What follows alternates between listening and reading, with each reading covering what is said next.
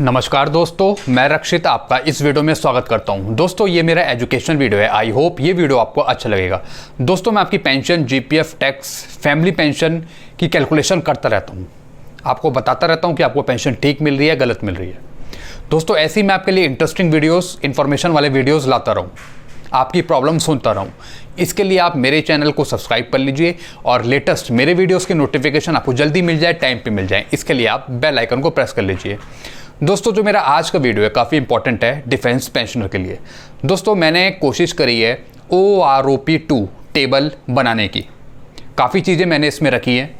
जो 6 CPC की Chandrashekhar committee की OROP टेबल नंबर फर्स्ट थी, वो किस आधार पे बनी। तो जो उस टाइम 5th CPC का जो टॉपअप स्केल होता था किसी भी रैंक का, उसी को आधार मानकर उसी में फिक्सेशन करके OROP1 टेबल बनाई गई। तो उसी के आधार पर कैलकुलेशन करेंगे, फिक्सेशन करेंगे कि OROP2 का प्रारूप कैसा होगा, कैसे बनेगी OROP2 टेबल। तो मैंने ये थोड़ी सी कोशिश करी है और कुछ सोर्सेज से भी मैंने इंफॉर्मेशन जुटाकर OROP2 टेबल बनाने की कोशिश करी है। तो ये सारी चीज़ें मैं आपको बताऊंगा लैपटॉप पर। तो मैंने कुछ लेक्चर भी बना रखे हैं, कुछ नोटिंग भी कर रखी है, वो भी मैं आपको एक्सप्लेन करूंगा लैपटॉप पर। उसके बाद जो OROP टेबल 2 बनाई है, रिवाइज टेबल, वो किस प्रकार की होगी ये भी मैं आपको बताऊंगा। और पुराने जो सारे फिक्सेशन है चंद्रशेखर कमेटी में, जो अमाउंट फिक्स हुआ, जो टॉपअप अमाउंट लेकर जो OROP1 टेबल बनाई गई, कैसे बनाई, क्या कैलकुलेशन हुई, ये सारी चीज़ें मैं आपको बताऊँगा लैपटॉप पर।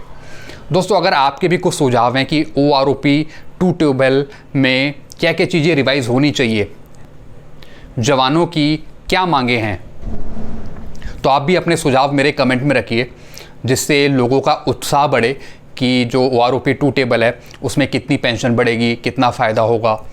तो अगर आप भी अपने सुझाव मेरे समक्ष रखते हैं, कमेंट में बात करते हैं मेरे से, तो मुझे बहुत अच्छा लगेगा, क्योंकि सब मिलजुल कर काम करेंगे इस पर तो अच्छा लगेगा काम करने में और नॉलेज भी बढ़ेगी सबकी। तो चलिए दोस्तों हम करते हैं बात OROP2 टेबल रिवाइजेशन के बारे में कि किस तरीके का प्रारूप हो सकता है OROP2 का 7 CPC के अंडर। तो चलिए दोस्तों, कुछ सुझाव है तो आप डायरेक्ट मेरे को कमेंट कर सकते हैं। आइए लैपटॉप पर। दोस्तों मैं लैपटॉप की तरफ आ गया हूँ, तो चलिए शुरू करते हैं इस वीडियो को, जो आपके लिए फ़ायदेमंद है और नॉलेजेबल है। तो सबसे पहले मैं आपको लेक्चर पढ़ के सुनाऊंगा। लेक्चर के बाद फिर मैं आपको टेबल की ब्रीफिंग दूंगा, किस तरीके से टेबल पहले कैलकुलेट हुई, उसको आधार मानकर हमने OROP2 टेबल रिवाइज करी। तो चलिए लेक्चर शुरू करते हैं। हमारा टॉपिक है OROP2 पेंशन टेबल रिवीजन। दोस्तों आज मैं OROP2 पेंशन टेबल के बारे में बात करने जा रहा हूँ। तो सबसे पहले मैं आपको बता दूं कि 5th, 6th, 7th CPC का हमने पे स्ट्रक्चर तैयार किया है, जैसा कि आप स्क्रीन पे देख रहे हैं। ये है सिपाही से लेकर सूबेदार मेजर तक का, 5th CPC, 6th CPC और 7th CPC का। तो ये हमने कैसे तैयार किया, ये मैं आपको लेक्चर ख़त्म होने के बाद बताऊंगा। तो दोस्तों तीनों पे कमीशनों के पे स्ट्रक्चर को लेकर पहले कैसे पेंशन सेट हुई उसके बारे में हम बात करेंगे। जैसा कि आप जानते हैं चंद्रशेखर कमेटी में जो पेंशन सेट करी गई, बेसिक पेंशन सेट करी गई, वो 5th CPC पे स्केल का जो टॉपअप अमाउंट होता था उसको कैलकुलेट करके हमने बेसिक पेंशन सेट करी चंद्रशेखर कमेटी की टेबल में। तो वो कैसे सेट हुई वो भी मैं आपको बाद में बताऊंगा, पहले लेक्चर ख़त्म कर लेते हैं। तो उसी के हिसाब से OROP2 पेंशन टेबल हम रिवाइज करेंगे, पुरानी टेबल को आधार मानकर। तो जैसा आप जानते हैं कि अभी OROP2 टेबल पर बहुत सारी संस्थाएं काम कर रही हैं, बहुत सारे लोग काम कर रहे हैं। CGDA, PCDA, सैनिक संगठन हो या फिर एक्स सर्विसमैन हो या फिर जुडिशियल कमेटी हो या फिर रक्षा मंत्रालय के कर्मचारी हो, तो ये सब लोग इस पे काम कर रहे हैं, जिससे पेंशनरों को, जो भूतपूर्व सैनिक हैं, उन्हें लाभ पहुँचे पेंशन पर और उनकी पेंशन में बढ़ोतरी हो। तो ये सब काम होगा OROP2 टेबल से। तो हमें 3rd, 4th, 5th, 6th, 7th CPC के पेंशन टेबल को आधार बनाकर ही हमें OROP2 टेबल बनानी है। तो पहले कैसे बनी टेबल उसके बारे में भी हम जानकारी लेंगे, बताऊंगा मैं आपको। तो चलते हैं अपने दूसरे टॉपिक की तरफ, दूसरा लेक्चर जो है हमारा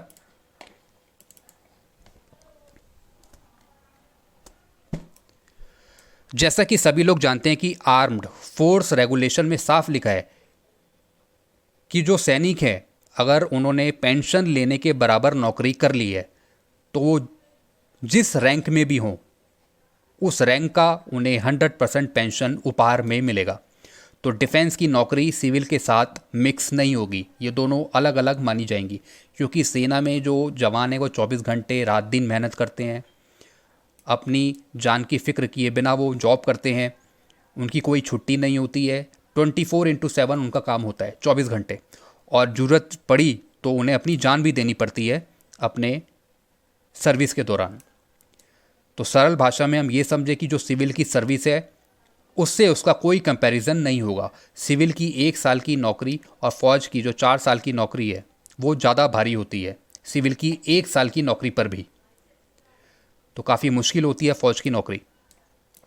दोस्तों, जैसा कि आप जानते हैं कि फ़ौज में कम सर्विस होने के बाद भी हमेशा लोग अपनी पेंशन की तरफ ध्यान लगाते हैं कि उन्हें कितनी पेंशन मिल रही है, कब बढ़ोतरी होगी, चाहे वो कोई से भी सीपीसी के हों, चाहे 3rd हो, चाहे 4th हो, चाहे 5th हो, चाहे 6th हो या 7 सीपीसी में रिटायर हुए हों। तो दोस्तों, आज तक ये होता है कि सेना का कोई सा भी रैंक हो, चाहे कोई सा भी ग्रेड पे हो या फिर कोई सा भी लेवल हो, हमेशा से सिविलियन से ज़्यादा ही उन्हें पेंशन मिली है। चलते हैं 3rd लेक्चर की तरफ।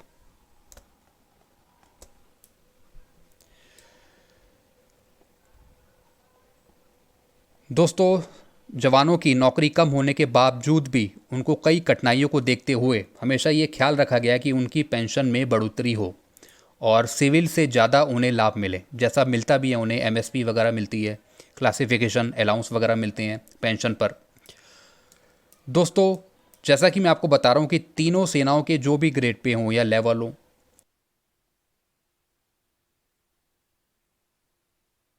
चाहे कोई से भी सीपीसी की बात हो, और उनकी पे भी ज़्यादा रही है डिफेंस में, डिफेंस के पेंशनरों की।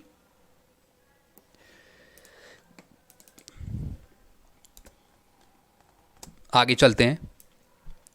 दोस्तों, मैं आपको अब जवान और जेसीओ क्या चाहते हैं OROP 2 टेबल रिवाइज में जवान और जेसीओ क्या चाहते हैं कि उनकी जो पेंशन है वो किस तरह बढ़े, OROP 2 में क्या चीज़ें शामिल हो, उनकी क्या मांगे हैं OROP 2 में, ये मैं आपको बताऊंगा इस वीडियो में। तो पहला पॉइंट हम जानते हैं कि पहली मांग क्या है उनकी। सभी सैनिक और भूतपूर्व सैनिकों की पेंशन की गणना ACP हवलदार से होनी चाहिए। उनकी जो गणना है, जो सिपाही हैं, जो नायक हैं, उसके आधार पे नाव और हवलदार के अकॉर्डिंग अब उनकी पेंशन की गणना होनी चाहिए। OROP 2 में ये बात जवानों ने कही, क्योंकि अभी सभी ACP हवलदार बनते हैं। 16 साल में तो ग्रेड पे 2800 के आधार पर ही पेंशन की गणना होनी चाहिए, चाहे भूतपूर्व सिपाही हो या फिर नायक हो, चाहे TS नायक हो।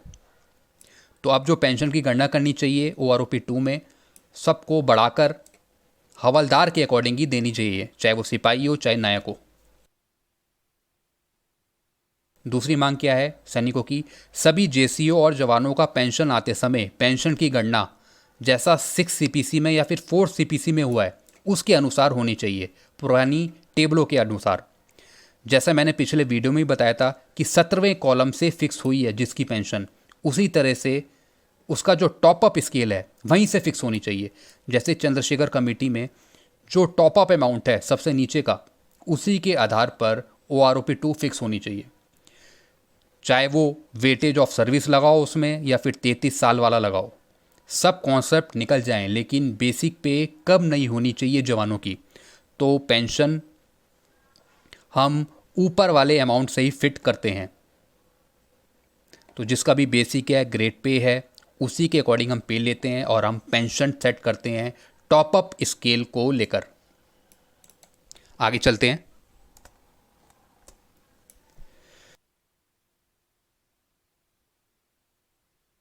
अब थर्ड मांग क्या है, तीसरी मांग क्या है, ये भी मैं आपको बता दूं। जो भी जवान और जेसीओ जिस ग्रेड पे से पेंशन आता है वह सिविल के समकक्ष है, यानी अगर इक्विवेलेंट है सिविल के भी, तो कोई भी अधिकारी हो, कर्मचारी हो, वो हमेशा जवान से कम ही पेंशन लेता है सिविल का एम्प्लॉय।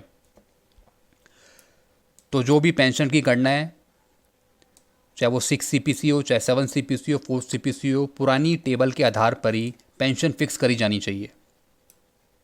दोस्तों अब ये मैं आपको दिखा रहा हूँ, जो पहली मांग थी कि सिपाही नायक के अकॉर्डिंग उन्हें पेंशन नहीं दी जाए, उन्हें ACP दी जाए, उन्हें हवलदार के अकॉर्डिंग पेंशन दी जाए। दोस्तों जो सिपाही है, नायक है, अगर वो 21 साल से कम है, 21 साल से कम में रिटायर हो जाते हैं, तो दोस्तों उनको जो पेंशन मिलनी चाहिए वो ACP हवलदार के अकॉर्डिंग मिलनी चाहिए। जो ऑल नायक हैं या फिर हवलदार हैं, अगर वो 21 से 23 साल के हैं तो उन्हें ACP नायब सूबेदार के अकॉर्डिंग पेंशन मिलनी चाहिए। ये सैनिकों की मांग है। फिर से आपको बता दूं, जो सिपाही है, जो नायक है, जो 21 साल से कम में है, उन्हें पेंशन मिलनी चाहिए हवलदार के अकॉर्डिंग। और जितने भी नायक हैं फिर हवलदार हैं 21 से 23 साल के, उन्हें मिलनी चाहिए नायब सूबेदार के अकॉर्डिंग। और जितने भी हवलदार हैं 24 साल या उससे, उसमें मिलनी चाहिए नायब सूबेदार के अकॉर्डिंग। ये इनकी मांग है। और 26 साल के अगर भी हवलदार है तो उन्हें भी नायब सूबेदार के अकॉर्डिंग पेंशन मिलनी चाहिए। तो दोस्तों ये इनकी मांगे थी कि इस तरीके से हमें OROP 2 में ये चीज़ें चाहिए, ये मैंने आपको बता दी। अब चलते हैं अपनी टेबल की तरफ। तो सबसे पहले मैं आपको पे स्केल दिखा देता हूँ। दोस्तों ये देख रहे हैं आप स्क्रीन पे पे स्केल, सिपाही से सूबेदार मेजर तक का। तो ग्रुप वाई का मैं आपको बता रहा हूँ। तो टॉप अप पे स्केल का अमाउंट लेकर, जैसे 4700, 5100, 8140, इसी को बेस मानकर पेंशन फिक्स करी गई चंद्रशेखर कमेटी की टेबल में। तो वो भी मैं आपको दिखा देता हूँ।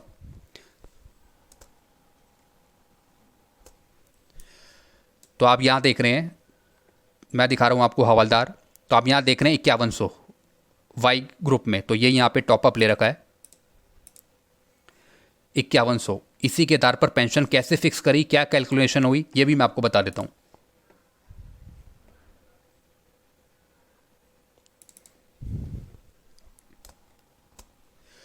दोस्तों ये आप देख रहे हैं, तो जैसा मैंने आपको बताया चंद्रशेखर कमेटी में जो मैक्सिमम 5th CPC का जो पे स्केल होता था, पे अमाउंट होता था, उसे लिया, जैसे 5100 हवलदार का।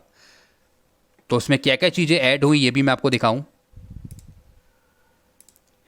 5th CPC का मैक्सिमम पे स्केल जैसे 5100 लिया, उसमें फिटमेंट पे band plus grade pay, MSP, अगर कोई एक्स ग्रुप का है तो उसकी भी एक्स ग्रुप की पे, प्लस क्लासिफिकेशन अलाउंस, और उसका फिर आधा कर दिया। तो ये जो भी अमाउंट जितने भी लिया है ये टॉपअप लिया है।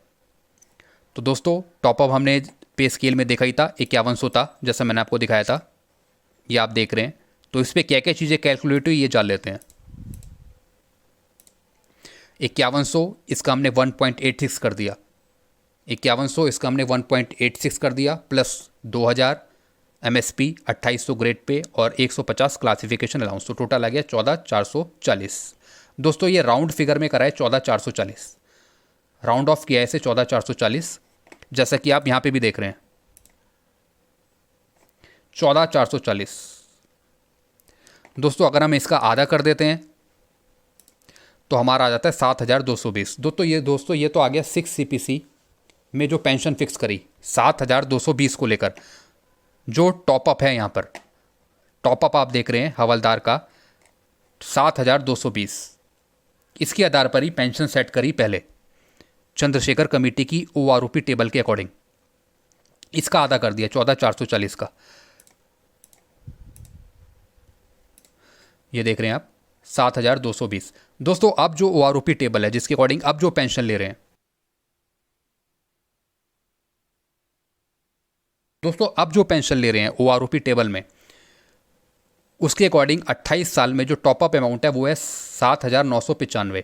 ये मैं आपको OROP टेबल में भी दिखा देता हूँ, जो अभी OROP टेबल है,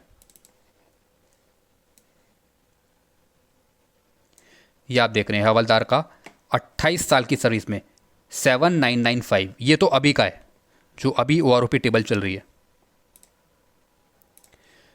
ये देखिए, ये मैंने यहाँ पे मेंशन कर रखा है। और जो पहले था 6 CPC में वो था 7220, तो थोड़ा बहुत बढ़कर यहाँ पे आया है 7995 आया है, जो इन्होंने टेबल रिवाइज करी थी। अब नायब सूबेदार का कैसे हुआ, 8140, ये भी पे स्केल से उठाया, ये आप देख रहे हैं 8140।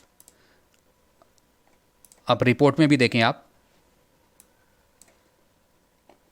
8,140, ये आप देख रहे हैं नायब सूबेदार का। तो इनकी जो पेंशन फिक्स करी 21,350 का आधा करके करी। अभी 21,350 कैसे आया ये भी मैं आपको दिखा देता हूँ, बिल्कुल ध्यान से समझते रहिएगा दोस्तों। ये आप देख रहे हैं 8,140, इसका 1.86 कर दिया, प्लस उस पर 4,200 इसमें ग्रेड पे जोड़ा,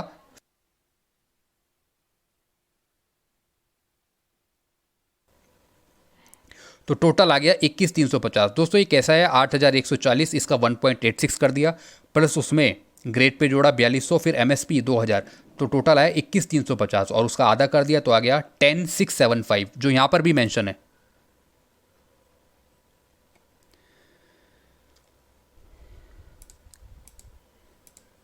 ये आप देख रहे हैं,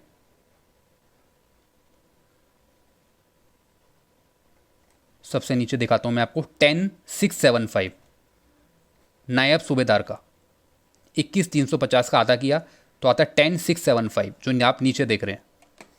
यही हमने यहाँ पे कैलकुलेशन में ले रखा है 10,675। दोस्तों ऐसी सूबेदार का 28 साल की सर्विस में टोटल जो पे स्केल का अमाउंट है वो है 9,320। जैसा मैं आपको चंद्रशेखर कमेटी की टेबल में भी दिखा रहा हूँ 9,320। तो इसकी जो टोटल इनकी जो फिक्स करी वो करी 23,940। ये आप देख रहे हैं 23,940 कैसे कैलकुलेशन हुई, 9,320 का 1.86, फिर 4,600 ग्रेड पे 2,000 एमएसपी, टोटल आ गया 23,940, उसका आधा कर दिया तो आ गया 11,970। तो 11,970 के अकॉर्डिंग ही पेंशन दी गई, उनके पीपीयू में भी ये फिक्स है 11,970। आप अपना पीपीयू उठा के देख सकते हैं, 11,970 फिक्स करी है 28 साल के सूबेदार की। तो आप यहाँ पे देख रहे हैं नीचे 11,970 फिक्स है। तो टॉपअप था 9,320, इसको ही लेकर कैलकुलेशन करी तब जाके ये फिक्स करी 11,970। ये आप देख रहे हैं। और अभी OROP में कितनी है, ये है 12,268, जैसे मैं आपको यहाँ पे भी दिखा रहा हूँ। ये देखिए सूबेदार की 12,268 और नायब सूबेदार की इससे पहले थी 10,742, जैसा कि यहाँ पे मेंशन है 10,742। ऐसी सूबेदार मेजर की क्या फिक्स करी 9,550। यहाँ आप देख रहे हैं सबसे ऊपर सूबेदार मेजर की 9,550 वाई ग्रुप के। तो इनकी जो लास्ट में फिक्स करी टॉपअप 12,285, 12,285 और अभी है 12,757 OROP में। ये आप देख रहे हैं 12,757। तो कैसे फिक्सेशन हुआ, 9,550 का 1.86, क्योंकि फिफ्थ से सिक्स में आई है, सिक्स में फिक्स करी इनकी पे। तो 9,550 का 1.86 plus 4,800 grade pay 2,000 MSP, total आ गया 24,570, उसका आधा कर दिया तो आ गया 12,285 जो यहाँ पे मेंशन है 12,285 सूबेदार मेजर का। और अभी जो मेंशन है वो है 12,757, अभी OROP जो टेबल है उसमें 12,757। तो आपने देख लिया दोस्तों, इस तरीके से फिक्सेशन किया पहले चंद्रशेखर कमेटी की टेबल में। दोस्तों अब चलते हैं अपनी टेबल की तरफ जो हमने रिवाइज करी OROP 2 table 5th 6th 7th CPC के आधार पर। तो दोस्तों ये हमने लिया top up amount 5th CPC का, हवलदार का 5100 जो इनके पे स्केल में मौजूद था। ये देखें 5100, फिर 8,140, फिर 9,320, फिर 9,550। ये आप देख रहे हैं यहाँ पर 5100, 8,140, 9,320, फिर 9,550। तो हवलदार में टॉपअप पे स्केल क्या आता है इनका 5100, हमें इसे लाना है 6 CPC में। तो 6 CPC में आएगी ये 13,210। तो इसकी भी हमने यहाँ पे कैलकुलेशन करी है। ये आप देख रहे हैं 13,210, उस पर हमने 2,000 MSP जोड़ दी और क्लासिफिकेशन अलाउंस 150, तो टोटल आ गया 15,360 और इसका हमने आधा कर दिया तो आता है ये 7,680। तो दोस्तों ये हमने लिया है 6 CPC का टॉपअप 16वां इंक्रीमेंट। यहाँ पे आप देख रहे हैं 16वां इंक्रीमेंट है ये 13,210 और 5th CPC में था ये 5100। तो इसके अकॉर्डिंग 6 CPC में ये फिट हुए 13,210 पे। तो ये भी मैंने आपको कैलकुलेशन करके बता दिया, इस तरीके से कैलकुलेशन हुआ। ये 16वां इंक्रीमेंट हमने लिया 6 CPC के अकॉर्डिंग। ऐसी नायब सूबेदार का कैसे फिक्स हुआ, यहाँ आप देख रहे हैं नायब सूबेदार का था 8,140। तो यहाँ पे जो टॉप अप अमाउंट हमने लिया नायब सूबेदार का 6 CPC में, वो लिया 19,350। अब हमने क्या किया वहाँ पे देखिए 19,350, हमने इसमें MSP जोड़ा 2,000, तो टोटल आ गया 21,350। इसका हमने आधा कर दिया तो आ गया 10,675। अब ये 10,675 क्या है, ये है चंद्रशेखर कमेटी के द्वारा जो उस प्रीवियस टेबल में था 10,675, ये आप देख रहे हैं नायब सूबेदार का। तो हमारा ये मैच कर गया 10,675। ऐसे ही आप नीचे देख रहे हैं सूबेदार का हमने लिया 9,320 और यहाँ पे हम फिक्स करेंगे 21,940 पे, यानी 17वें इंक्रीमेंट पे। तो 21,940 पे हमने MSP जोड़ी 2,000, टोटल आ गया 23,940। इसका हमने आधा कर दिया तो आ गया 11,970, जो यहाँ पर भी मेंशन है 11,970। जो चंद्रशेखर कमेटी की जो टेबल थी वहाँ पर भी मेंशन है, ये देखिए 11,970। अब सूबेदार मेजर का कैसे फिक्स हुआ, 9,550। तो हमने 6 CPC के अकॉर्डिंग जो मैक्सिमम था अमाउंट वो लिया 22,570। अब 22,570 पे हमने MSP ऐड करी, ये आप देख रहे हैं 22,570 में हमने MSP जोड़ी 2,000, तो टोटल है 24,570। उसका हमने आधा कर दिया तो आ गया 12,285, ये आप देख रहे हैं। और ये 12,285 चंद्रशेखर कमेटी की टेबल भी शामिल है 12,285, ये आप देख रहे हैं। तो दोस्तों अब पे फिक्सेशन कैसे होगा ये भी जान लेते हैं, ये भी हमने कैलकुलेशन कर रखी है। इसे मैं बंद कर देता हूँ, ये मैंने आपको समझा दिया किस तरीके से फिट किया चंद्रशेखर कमेटी की टेबल में।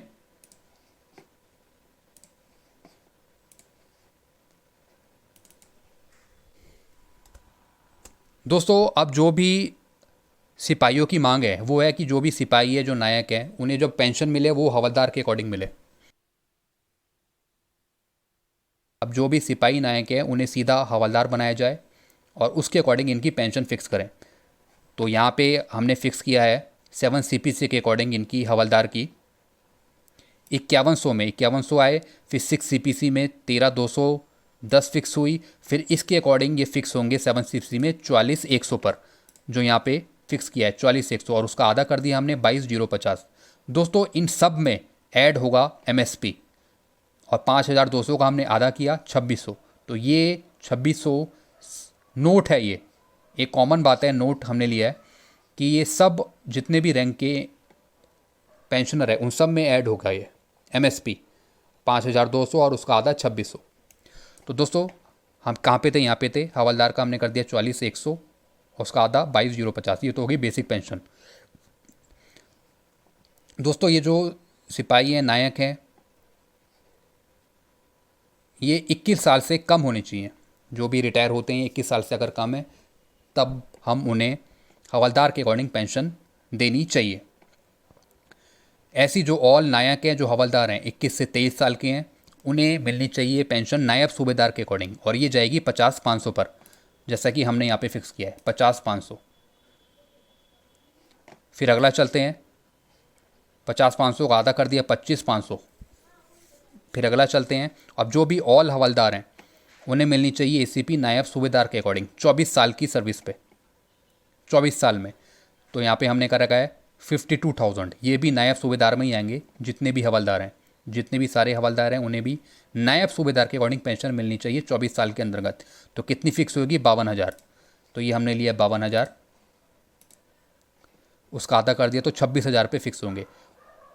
जो और भी हवलदार हैं 26 साल के, उन्हें भी नायब सूबेदार के अकॉर्डिंग मिलनी चाहिए पेंशन 53,600 पे, ये आप देख रहे हैं 53,600।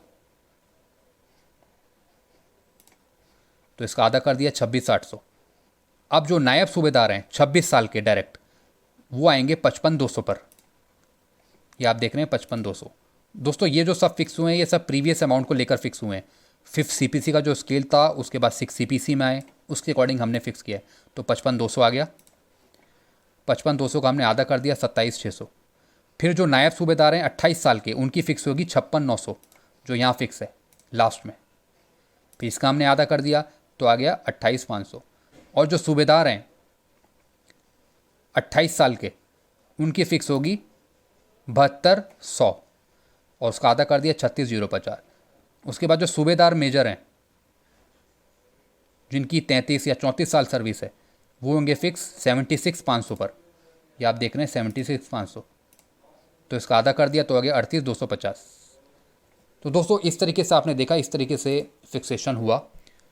जो हमने कोशिश करी बनाने की ये टेबल कि इस तरीके से फिक्सेशन होगा, इस तरीके से लाभ होगा तो सबको पेंशन पर फ़ायदा होगा। आगे देखते हैं क्या करते हैं ये, इस पर अभी बात चल रही है किस तरीके से क्या काम होता है। हमने अपना पॉइंट ऑफ व्यू रखा, समझाने की कोशिश करी आपको कि इस तरीके से OROP2 टेबल रिवाइज हो सकती है, कि इस तरीके से बन सकती है। अगर आपके भी कुछ व्यूज़ हैं या कुछ भी हैं तो आप भी वो अपने कमेंट में, तो आप भी वो हमारे कमेंट में सुझाव रखें, डिस्कशन करें इस चीज़ पर, ताकि आप भी अपने सुझाव रख सकें। जो भी आप भूतपूर्व सैनिक हो या फिर सैनिक हो, चाहे आप कोई से भी ऑफिसर हों, आप भी अपने सुझाव रखिए कि किस तरीके से OROP2 टेबल होनी चाहिए। जो मैंने कोशिश करी ये बताने की कि इस तरीके से होनी चाहिए पुरानी टेबलों के आधार पर। तो दोस्तों एक और चीज़ मैं आपको बता देता हूँ इसमें, जो 21 साल से कम है सिपाही नायक, उन्हें अब जो पेंशन मिलनी चाहिए वो मिलनी चाहिए ACP हवलदार के अकॉर्डिंग। और जितने भी नायक के हवलदार हैं उन्हें मिलनी चाहिए नायब सूबेदार के अकॉर्डिंग। जो भी नायक के हवलदार हैं 21 से 23 साल के, उन्हें मिलनी चाहिए नायब सूबेदार के अकॉर्डिंग। और जितने भी हवलदार हैं 24 साल के, उन्हें मिलनी चाहिए नायब सूबेदार के अकॉर्डिंग। और जो भी हवलदार हैं 26 साल के, उन्हें मिलनी चाहिए नायब सूबेदार के अकॉर्डिंग पेंशन। बाकी सब सूबेदार 28 साल की सर्विस तो अपनी पेंशन ले ही रहे हैं। तो इस तरीके से ये काम होना चाहिए। तो दोस्तों अगर आपको वीडियो अच्छा लगता है तो वीडियो को लाइक करें और अपने सुझाव आप कमेंट में रखिए, ताकि इस तरीके से हम काम कर सकें और आपको भी इसका फ़ायदा मिल सके। चलिए दोस्तों वीडियो में यह एंड करता हूँ। वीडियो अच्छा लगता है तो लाइक करें, चैनल को सब्सक्राइब करें। Thank you very much.